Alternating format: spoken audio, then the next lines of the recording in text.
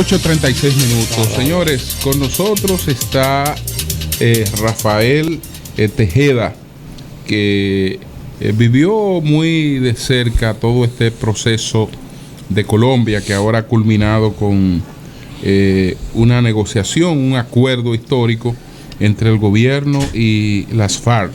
Él fue ministro consejero de la Embajada de la República Dominicana en Colombia. Hemos querido aprovechar su experiencia, su conocimiento, su formación intelectual y sus conocimientos, porque es una persona con vasta experiencia y conocimientos en asuntos diplomáticos, es un internacionalista, pero además conoce a profundidad este tema de Colombia y su vinculación con la República Dominicana. Antes de empezar con Julio, recibo una información aquí, el diario Libre publica, que el expresidente de la Asamblea General de la ONU, John Ashep, recuérdense que fue acusado de corrupción. Sí, sí. Murió, inclusive hay un dominicano, involucrado, ¿no? Murió el miércoles, o sea, anteayer, por un accidente mientras levantaba pesas en un banco de ejercicio. En medio... ¿Cómo? H de 61 años, dice un diplomático antiguo Barbados que fue acusado de corrupción. Aparentemente, ¿verdad? Murió, no hay mayores explicaciones. Supuestamente dice el informe que la pesa le cayó encima, le fracturó el cartílago laríngeo y eso lo asfixió. Esas son de las muertes que llaman a suspicacia. Eso llama la atención. Buscó la muerte para evadir prisión. O alguien, porque levantando peso el mismo se... Bueno, qué cosa, ¿eh? Bueno, pues entonces, como les decía, en Nueva York fue eso. En Nueva York, sí, en Nueva York. Él estaba libre bajo fianza, ¿no? En la localidad Dodd Ferry del estado de Nueva York, donde él vivía. De todas maneras, a esa edad es conveniente porque asistirse, ¿verdad? 61 años. Yo que estoy en un anterior, pero lo hago con un personal training. Sí, pero se supone que te asistes, sí. Ahora, la asistencia. No es relajo, no. Óyeme, es verdad, pero ya se da, uno requiere su asistencia ahí. Y al personal training hay que ponerlo en cuidado, porque a veces ellos creen que tú, discúlpame, yo ni soy portero de discoteca. Y ya,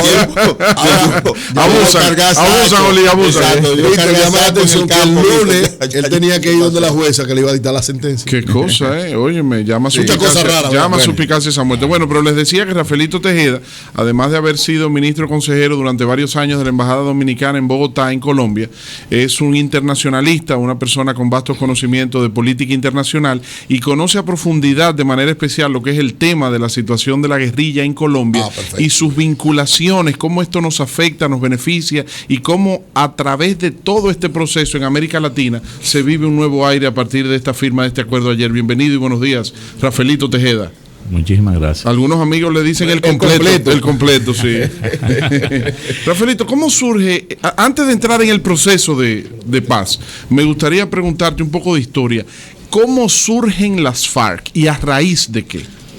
Sí, muchísimas gracias, muy buenos días. Mira, primero que todo debo comenzar diciendo lo que es Colombia. Mucha gente desconoce lo que es Colombia.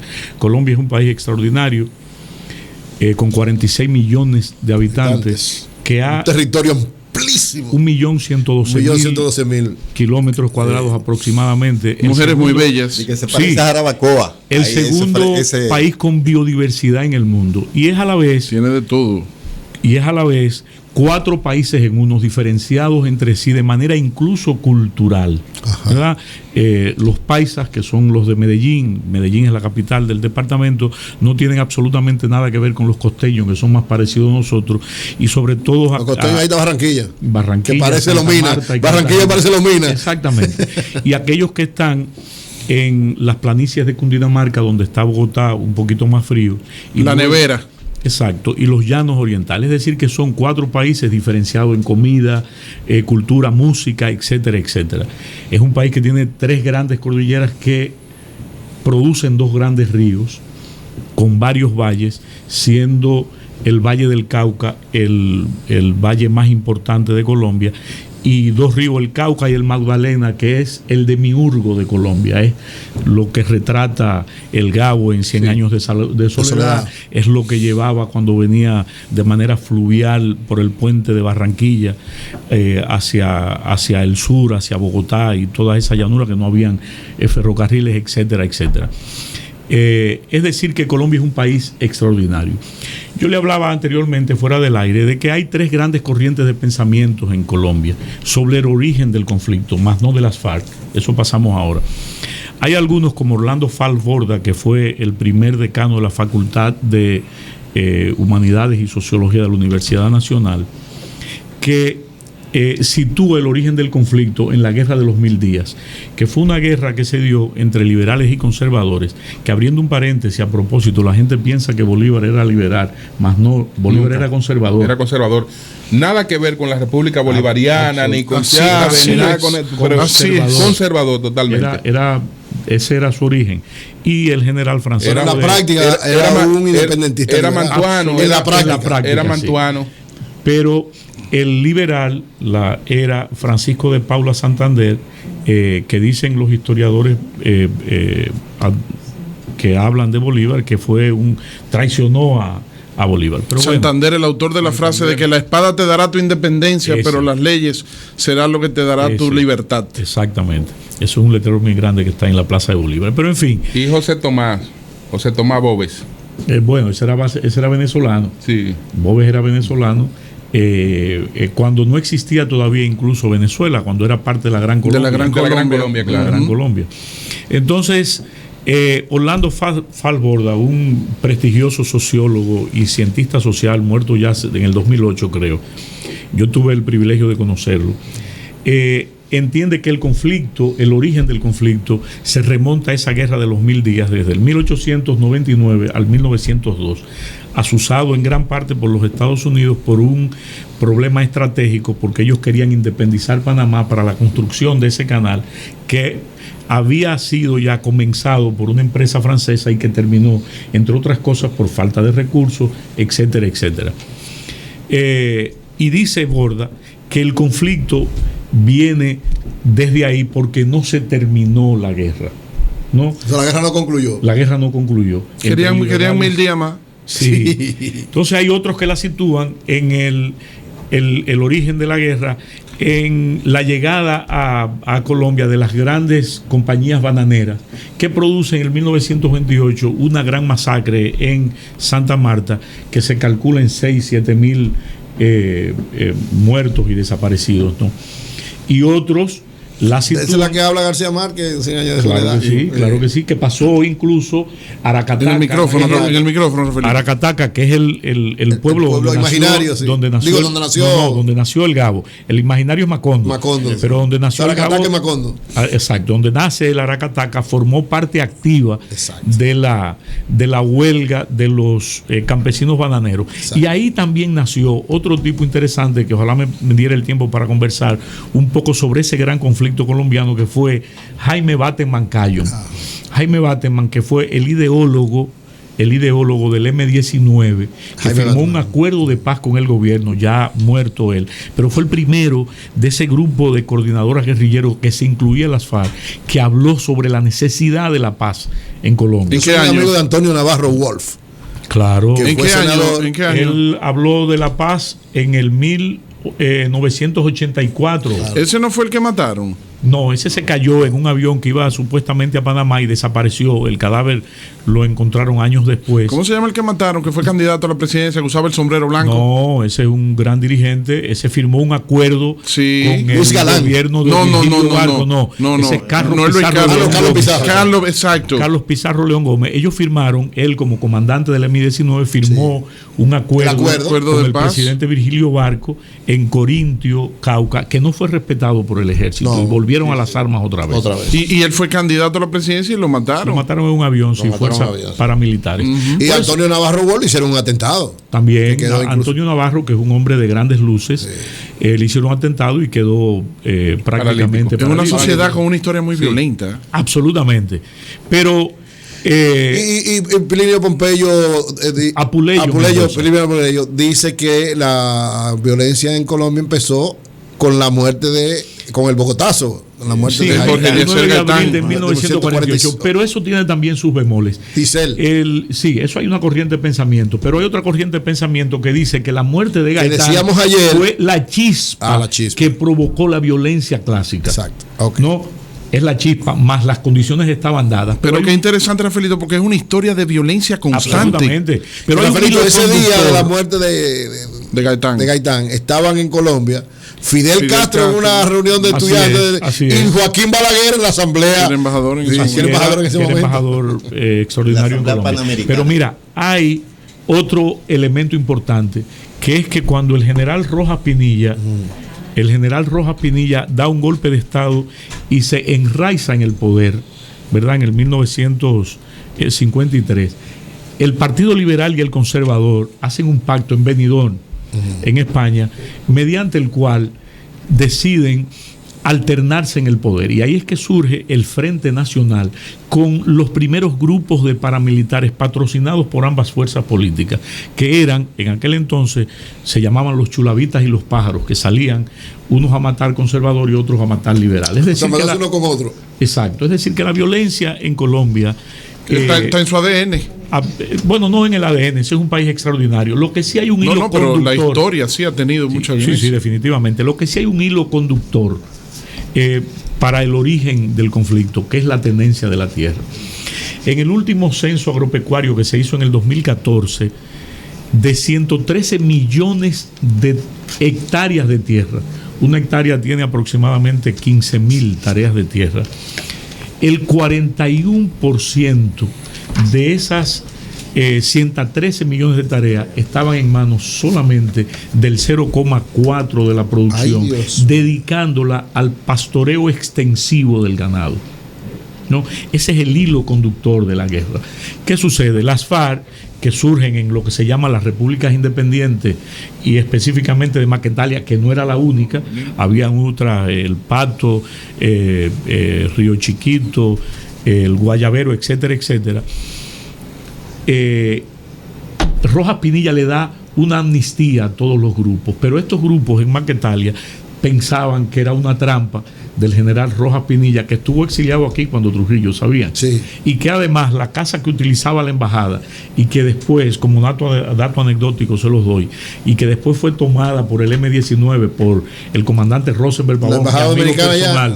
Sí, en el 1982, esa casa se la regaló el general Rojas Pinilla a Trujillo. ¿Dónde está la embajada? Donde estuvo la embajada, ya no. La embajada que tomó el M-19. Sí. Entonces, tú decías, se origina entonces por surge la FARC fruto de esas realidades. No, ahí surge un grupo importante en la República Independiente de Marquetalia en el 1960-61. Hace el ejército una operación Marquetalia para tomarla, y ahí que comienza el mito fundacional de las FARC, encabezado por Antonio Martín, alias Tiro Fijo, o Manuel Marulanda Vélez. Tiro Fijo.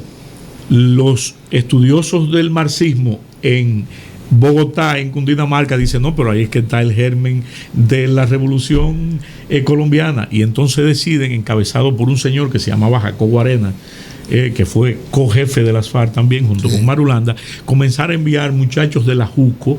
JUCO era la Juventud Comunista, que tenía muchísima vida. Una parte del Partido Comunista de Colombia. Exacto. Se va. Ahí es que se va UNGRA, que fue el Congreso Fundacional, se da en el 1964.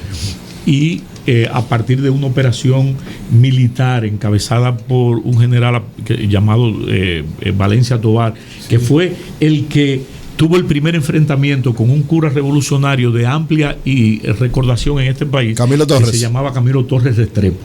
Es el que tiene el primer combate y donde desaparece de manera física Camilo Torres. Entonces, en el plan Lazo, que hay una gran contradicción. Que ustedes tenían Eury en la izquierda, los comités de revolución. Yo era de los Corecatos. Yo fui de los Corecatos. Proyecto Partido Socialista. Aquí habían varios jefes de los Corecatos. Miguel Coco fue uno. No fue de los Corecatos. Sí, Miguel Coco fue jefe de los Corecatos en un momento. El jefe era Octavio Rivera, Leonardo Mercedes. Pero ese era los Corecatos pobres. De los Corecatos ricos.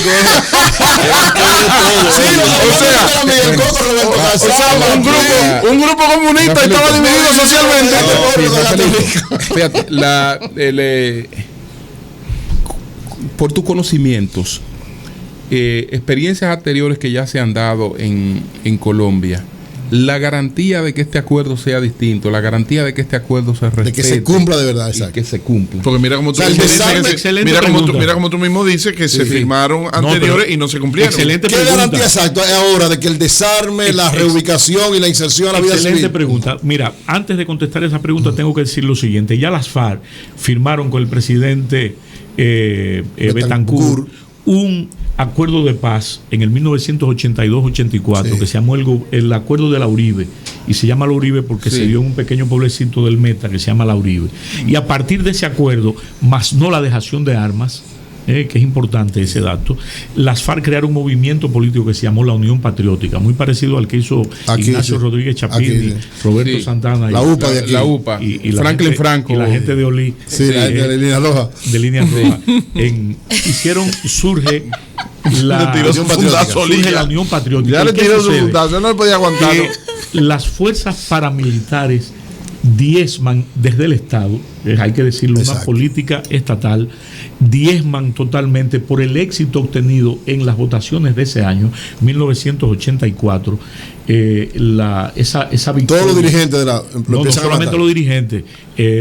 Está condenado Colombia por organismos internacionales por eso que se considera crímenes de lesa humanidad, porque mataron a más de 4.000 militantes de la UPA, incluyendo 2 candidatos presidenciales, Jaime Pardo Leal y Bernardo Jaramillo, un senador, Andrés Cepeda, cuyo hijo es hoy senador y está muy enmarcado en el proceso de paz, y varios concejales.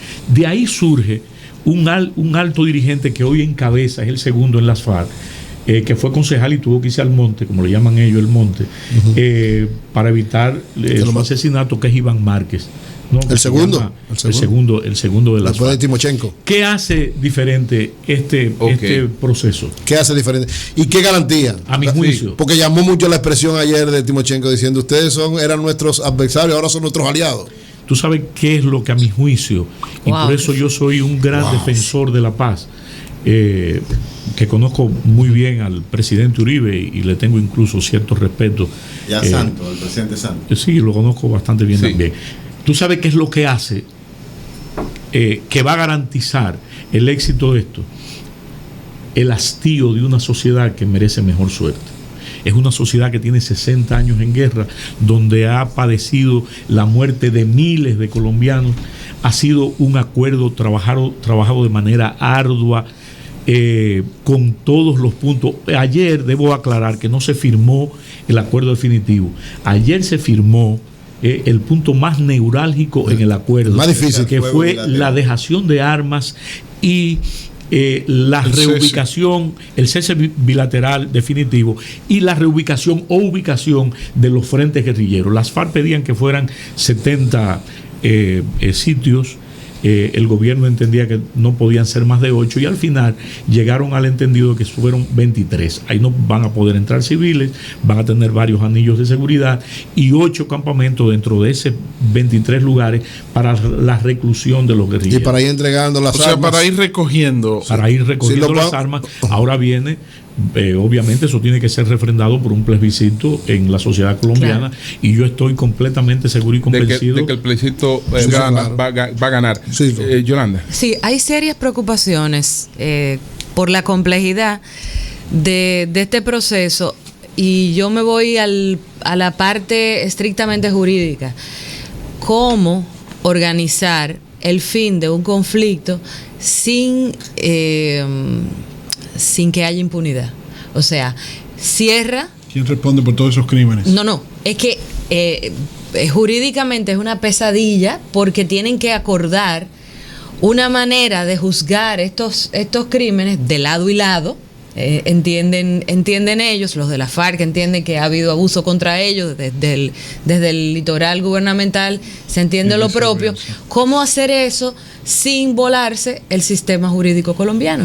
Muy buena pregunta. Mira, experiencias anteriores en América Latina, y yo tuve la oportunidad de conversar con el actual presidente de El Salvador, sin ser presidente en Colombia, Salvador Sánchez Serén, que fue un comandante. Fue comandante del FMLN, uno de los principales comandantes. No solamente los principales, sino el que tuvo mayor práctica de combate en la toma del aeropuerto y la ciudad de San Salvador. Exacto. Y él me decía, mira, Para la paz tenemos que comprometernos todos, y esto es dando y dando. Así es. Es verdad que hay que tener justicia transaccional. Es verdad que todo el que tenga deuda de sangre tiene que... Pero ¿cómo tú probar eso en 64 años de guerra cuando lo primordial tiene que ser que se callen los fusiles para que ese país tenga la oportunidad de trillar y caminar senderos de bienestar, de inclusión, de seguridad, etcétera, etcétera, etcétera? Yo pienso que sí. Yo pienso que las víctimas hay que repararlas de alguna forma, y eso es un punto importante establecido. ¿Se discutió ya ese punto? Sí, se discutió, y se discutió incluso... El inicio. De la víctima. Sí, claro, pero el inicio. El inicio, claro. Sí, eso hay que ir, mira, eso hay que ir aparejando el burro en la medida en que se van callando los fusiles. El presidente Santos fue el ministro de Defensa de la gestión del presidente Uribe. El presidente Uribe propició, aunque fue uno de los más agresivos, no tenía una política diametralmente opuesta a lo de Santos. Hubo también propuesta de diálogo, es decir, favorecía el diálogo con la FARC durante su gestión. Sí. Dice a propósito de lo que plantea ahora. ¿Por qué él está tan agresivo a la hora y tan renuente y tan opuesto? A propósito de esto, dice Felipe González, que ha seguido muy cerca todo este proceso y ha colaborado muchísimo en distintas etapas, que desde Belisario Betancourt hasta Santos no ha habido un solo presidente colombiano que no haya querido y buscado la paz. Sí, recuerda y Pastrana. Que lo que concluye ahora, que es producto de 6 años, dos de ellos en la clandestinidad, se inició en el gobierno de Uribe. ¿Por qué Uribe? Si este proceso se inicia con él, después se declara totalmente enemigo del proceso. Yo pienso que hay mucho de ego personal del presidente Uribe, que es un hombre sumamente pasional y visceral. Es cierto que el presidente Uribe, por ejemplo, no sé si ustedes recuerdan que él fue el que liberó de manera unilateral al que era considerado, que hoy está en La Habana, el canciller de las FARC, que se llama Rodrigo Granda. Él fue que lo liberó para buscar vías de acercamiento con las FARC. Lo que pasa es que el presidente Uribe también es muy pasional, y también me imagino yo que quería ponerse las medallas, sobre todo cuando su pupilo, que él lo lleva a la presidencia de la República, se voltea y llega a tener grandes contradicciones y enfrentamientos públicos con él. Yo pienso que por ahí andan los tiros, pero hay un elemento, mira, hay un elemento importante que no se ha hablado, que es el que ha permeado y que ha hecho posible que la guerra llegue a la degeneración y a las perversidades que llegó en Colombia. No, la desaparición de poblaciones enteras, el uso de motosierra para cortarle extremidades a personas, etcétera, etcétera, que es el narcotráfico. El narcotráfico, a diferencia de otras guerras regionales de baja intensidad en nuestro continente, es el que llega y es el que motoriza y es el que financia a los grupos beligerantes, incluyendo al Estado en Colombia, y por eso desde el 1900, la década, finales de los 80 y principios de los 90, ahí no se había encontrado la paz, porque son cálculos astronómicos los recursos que llegan a Colombia por medio de la guerra. Rafael, yo tengo la teoría de que con la FARC podría pasar algo a lo que ha acontecido en el caso de El Salvador con el FMLN, o en el caso de Mujica con los Tupamaro, o de Dilma con el movimiento guerrillero de Brasil. O sea, si saben ellos articular y aprovechar políticamente su trabajo en Colombia. En Colombia. Sí, por eso podrían convertirse en una opción importante y hasta llegar a la presidencia uno de ellos. En este momento no. Pueden ser gobernadores. Yo digo en términos de mediano plazo. Pero en Colombia. En Colombia,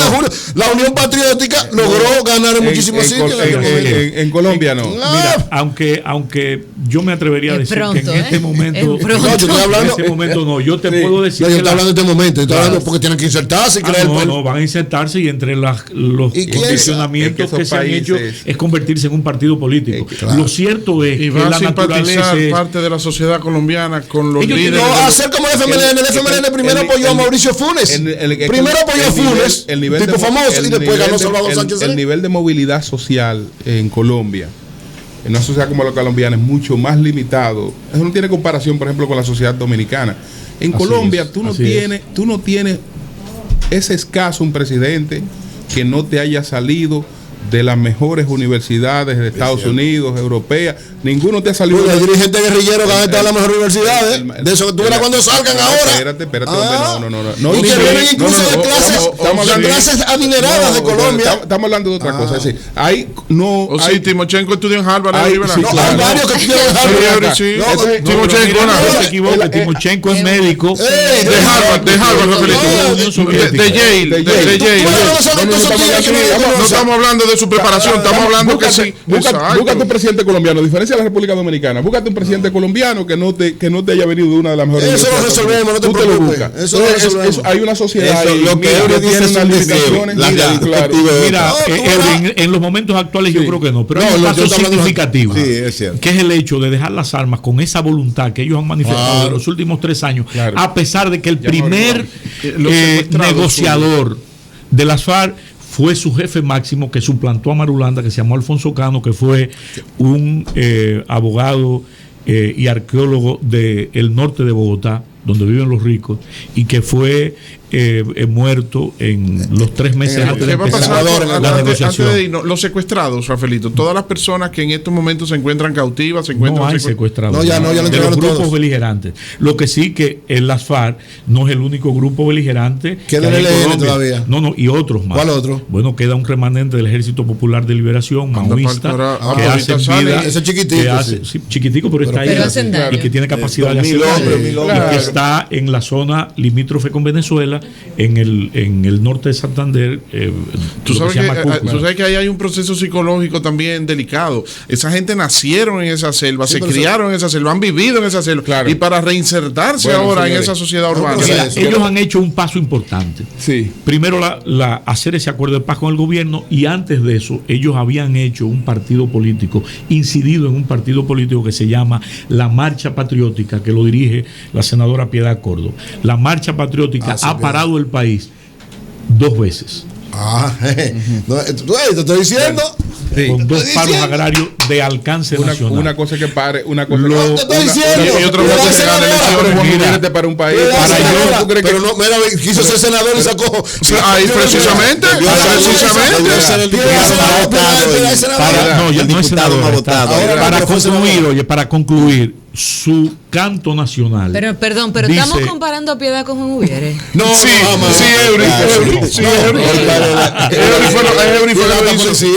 lo que está hablando. No, que yo quiero entender, porque no estoy entendiendo. Lo que me está hablando es que ella para un país, que por tú parar un país, tú no llegas a la presidencia de la República. Totalmente, correctísimo. Entonces, su canto nacional dice: oh, gloria inmarcesible. Entonces, esperamos que no se marchite la paz. Así es, gloria que no se marchite la paz y que ese país. Y van por buen camino. Extraordinario país, siga trillando los senderos. Ingrid Betancourt en Francia, ¿verdad? Ingrid Betancourt, ella es más francesa que colombiana. Y la está viviendo allá en Francia. A Rafael Tejeda, buen análisis, es ministro consejero de la Embajada Dominicana en Colombia. Una cátedra. Felicidades, Rafaelito, y muchas gracias por compartir tu conocimiento con nosotros y nuestro público. Y no te pierdas tanto, Rafaelito, déjate ver. El completo.